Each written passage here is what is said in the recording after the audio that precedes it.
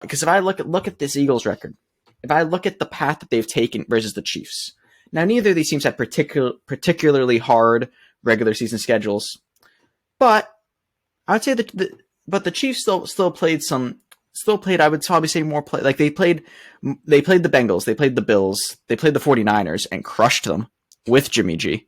And they played the Chargers twice, who were in the playoffs. Yeah, they threw a massive lead, but they're in the playoffs. They've played some real teams. They did lose some of those games. They lost against the Bills, Bengals, but even in the playoffs, they played a Jaguars team, which I would say is better than, say, the Giants that the Eagles faced. They played the Jaguars team, and they played. And on Saturday, Trevor Lawrence's first loss on a Saturday, and they played that Bengals team, which is some analysts picked to win the Super Bowl. Or to go to I forget if I picked them to win. Go to the Super Bowl. I did? Well, then there you go. Right? That's what Pat Dave faced. The Eagles, right? Eagles have played the Giants, a team no one thought before the season would even sniff the playoffs. And they did, and it was a great story. And I wrote along with the story, right? I'll be honest. I know during the season I was kind of Giants. But that was for the fun of it. I never thought they were a real team. Right, like in terms of competing, it's good. Everything we saw was good for their future. Didn't think they were competitive this year. Then they play the 49ers without quarterbacks. Right, I would say, and there's talk about that. The Eagles.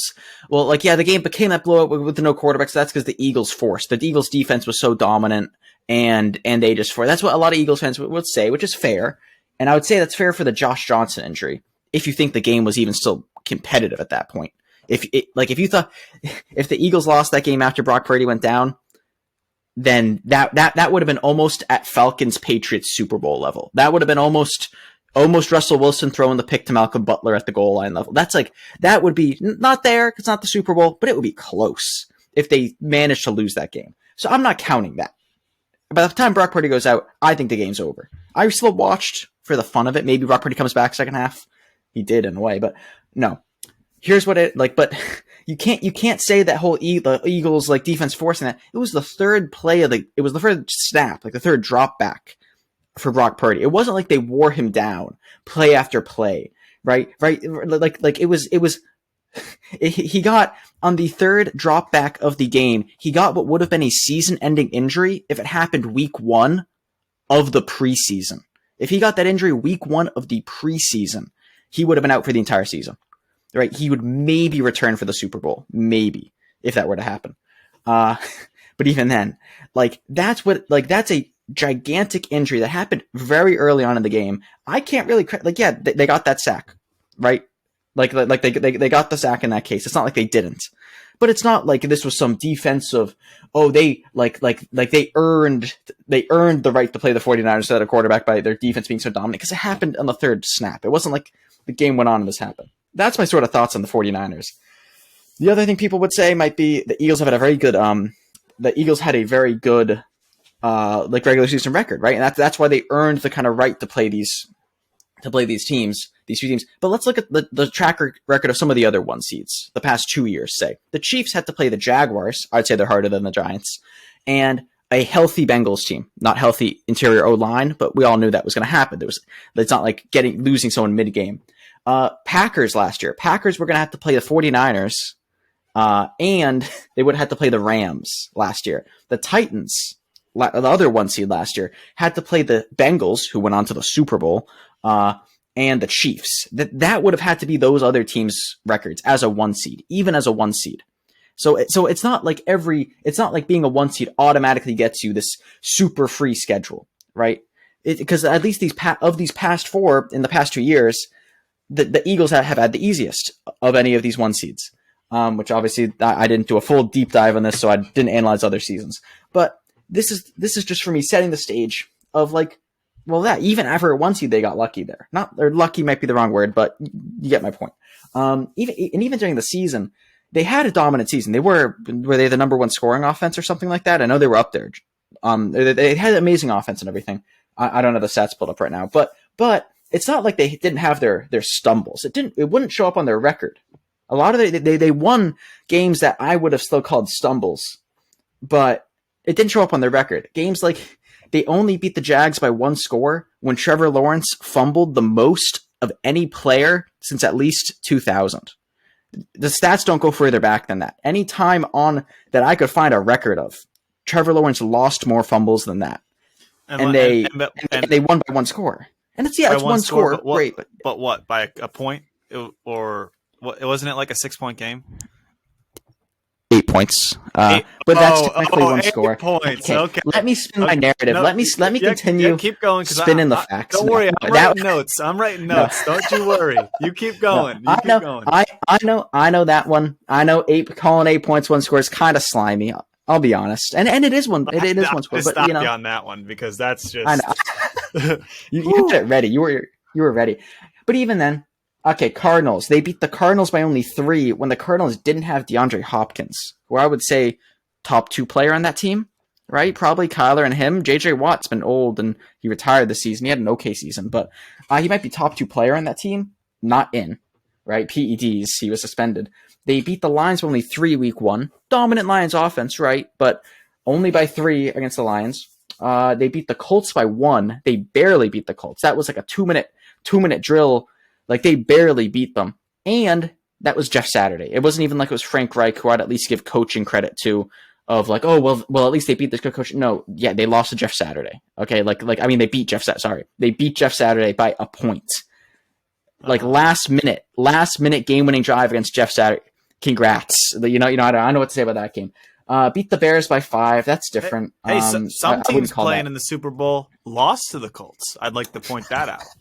And by 1 point as well. That's true. Hey, okay, but I'm gonna sum this up in 1 second. I'm gonna sum it up. They lost to the Commies, even with Jalen Hurts. They lost to the Commanders. And yeah, even with their backup quarterback, they couldn't squeak out a win against the Saints or the Cowboys. Maybe not a great thing. I think Cowboys are a real team. I wouldn't count that against them. I'm surprised. Gardner Minshew's a half-decent backup. Surprised they didn't beat the Saints. But the point of all this, the point of this whole spiel is I don't think they're as good as some of their record and some of their play has indicated. I think the point of these isn't to show like they're frauds because they only beat the Bears by 5 or because they only beat the Jags by 8 with those fumbles. Yes, but that is what my point is just to try to say it's not like they've had this dream Patriots 16-0 season. Of course they just went on to lose, but it's not like they've had this dream season where they've won everything's been perfect and they have looked like this clearly dominant team. Both of their playoff wins have been blowouts, but I would not count either of those wins as well as I would count the Chiefs win over the Bengals. Even though it was close, I would value that Chiefs win over the Bengals 3 times more than I'd count either of those wins that they had in the playoffs. And I think for me that's why. And I have more to say about pro Chiefs, not just this is my anti-Eagles rant. Later I could say more about the Chiefs, but that just for me, I think the Eagles have outperformed. I think they've outperformed or gotten lucky, whatever terminology we want to use. Whereas I think the Chiefs look like the real deal, as much as I hate to say it. I gotta push back a little bit because you do gotta push back. I do not believe this narrative that for somehow, the Eagles, who are the number 1 seed, who have dominated teams pretty much the entire season, are somehow lesser than because they had to play the Giants, in the playoffs. Guess what? The Giants won a playoff game. They beat the Vikings, right? And some of these things, it is perspective. It depends on how you look at it. You saying the Jags, you'd say, are better than the Giants. The Jags shouldn't even won a playoff game. Like Trevor Lawrence is throwing 4 picks in the first half. They shouldn't have even won blaming that the refs. game. I'm blaming the refs for that. Okay, sure. I'm just saying sorry, that's debatable. That's debatable. 49ers, everybody's fully aware that they're the best roster in the league. And I know we talked about the injury problems, and I know it's ridiculous that they were on their 5th string quarterback. I hear how could they have possibly won. I'm just saying up to that point, they were on their 3rd string quarterback and they hadn't lost a game. That's true. Right? That's not like that's a bad team. Also, their defense is the best in the league.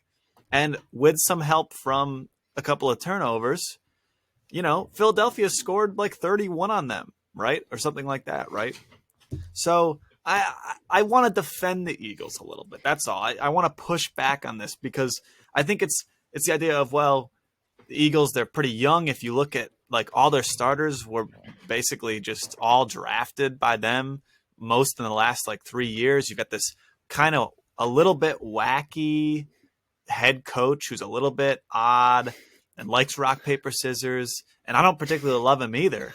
And then you got Jalen Hurts, a dude who's like, what, his third year, pretty unproven, not necessarily your typical quarterback play. Definitely like a big part of his game is the run.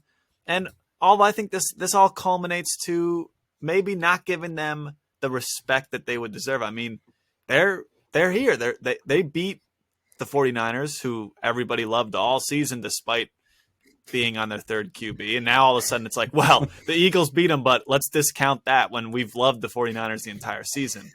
And they didn't have to play Dallas, but they beat them. They split with them, during the regular season, quarterback issues aside. Yeah. Sadly, those games could have been so much better if quarterbacks are healthy. But yeah, exactly. But I hear there are some things that it's hard to ignore. Over the season, the Eagles only played 4 playoff teams the entire regular season. They played and it was Dallas and the Giants, so they played them twice. But then they also played the Jags and the Vikings. That's it. It's not a particularly amazing set of teams either, even considering their playoff teams. Whereas Kansas City played 7 playoff teams and the Chargers twice, but they had the Bengals, obviously the Bills. But if you look at Kansas City, I also like Kansas City a lot, and I think that they're the real deal as well. But it's not like they didn't have hiccups. They lost to the Colts, not with Jeff Saturday, but they lost to the Colts. Also, they had to take the Texans into overtime to win against them. The Texans, right? So see that. Was it the Texans or the Titans? I forget. I'm pretty sure that they went to overtime versus. Was it the Texans? You can check that. Hate to see that. Hate to see that. Hey, listen, good teams, they have their days, especially, and then bad teams have their days. And if they merge as a Venn diagram, right?